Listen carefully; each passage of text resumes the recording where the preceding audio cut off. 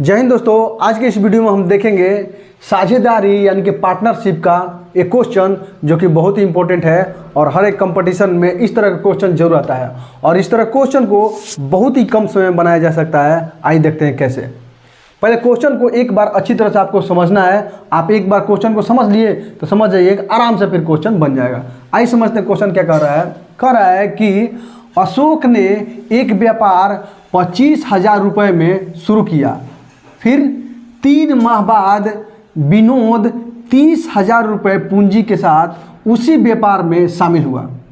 1 वर्ष के बाद 19,000 रुपये का लाभ हुआ, तो अशोक का हिस्सा कितना होगा। कोई भी क्वेश्चन हो उसको एक बार अच्छी तरह समझा जाता है कि क्या दिया है और क्या पूछ रहा है। तो इसमें दिया है अशोक 25,000 रुपये लगा के एक व्यापार शुरू कर रहा है और फिर 3 महीने बाद विनोद उसमें 30,000 रुपये पूंजी लगाता है, तब जाकर के 1 साल में 19,000 रुपये का लाभ हुआ, तो उस लाभ में अशोक का हिस्सा कितना होगा। इस तरह क्वेश्चन बनाना है तो आराम से बनाएंगे। पहले देखिए कह रहा है कि कौन कितना लगाया, तो अशोक का पल देखेंगे कि यह अशोक,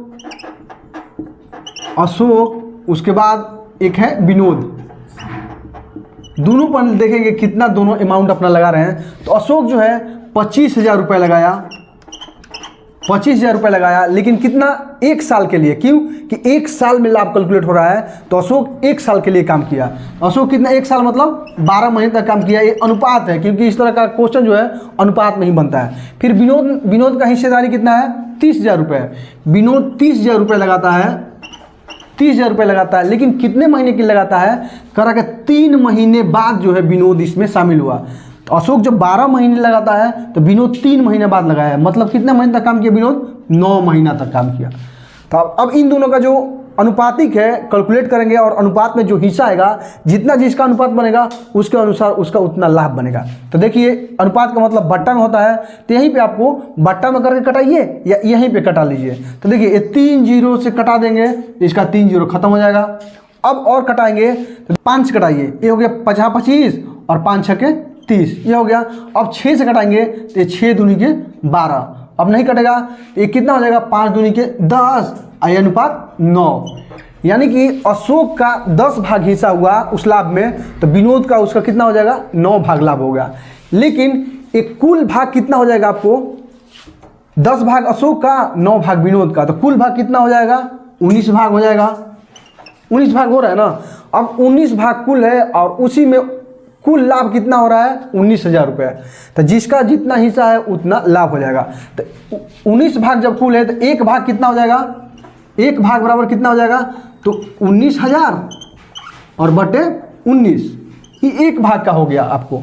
लेकिन अब क्या कर रहा है कि हमको किसका निकालना है, अशोक का निकालना है। तो अशोक का कितना है, 10, तो अशोक का 10 है तो गुणा यहाँ कर देंगे 10, कितना हो जाएगा, एक देखिए 1 से 1 कट गया, मतलब कितना हो जाएगा, ये 10,000 रुपया हो जाएगा।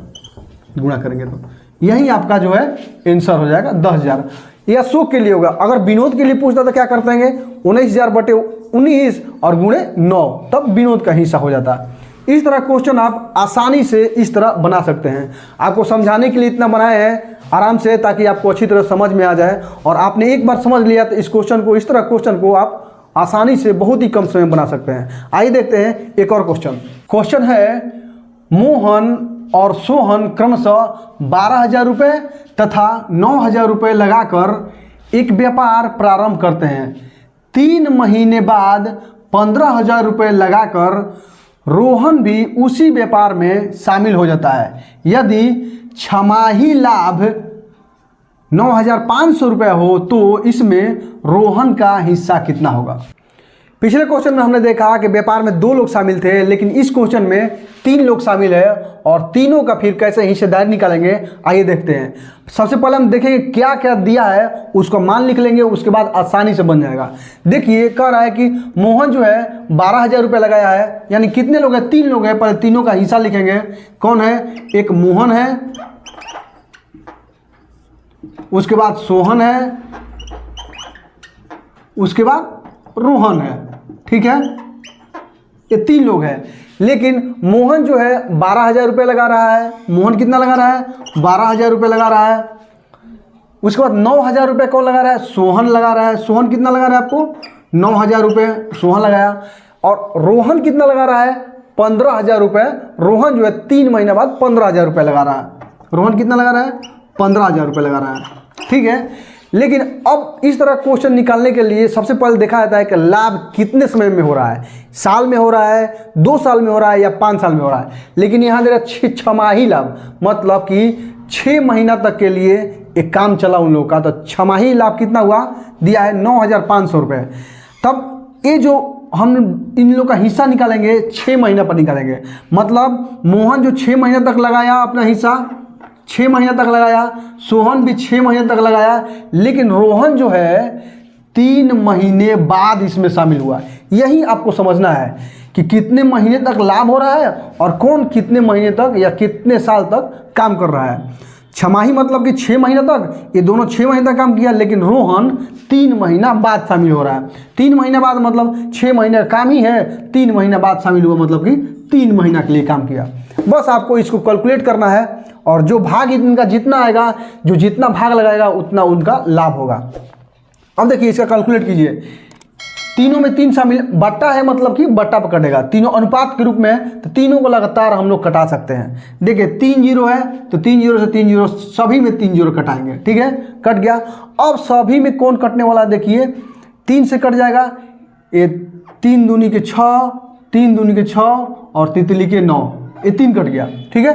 अब और कटेगा कौन? देखिए इसमें भी 3 कटेगा, इसमें भी 3 कटेगा, इसमें भी 3 कटेगा। अब कटाइए 3 से, 3 चौके 12 हो गया, तितली के 9 हो गया और 3 पचे 15 हो गया यहाँ।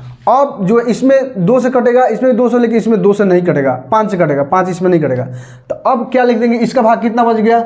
इसका हो गया 4 दूनी की 8, इसका हो गया 3 दूनी की 6 और इसका भाग कितना बच गया? 5। मतलब कि मोहन का 8 भाग हिस्सा हुआ, सोहन का 6 भाग हिस्सा हुआ, रोहन का 5 भाग हिस्सा हुआ। इसी हिस्सा में से हम लोग इतना के लाभ में से निकालना पड़ेगा। तो कुल भाग कितना हो जाएगा इनका? 8 6 14, 14 और 5 19, 19 भाग कुल हुआ। जब इतना कुल भाग है और इतना कुल भाग 19 हो गया, तो एक भाग कितना होगा? तो एक भाग निकालने के लिए क्या करेंगे? एक भाग निकालने के लिए टोटल 9,500 भागे कितना हो जाएगा? 19। ये आपको एक भाग हो गया, ठीक है।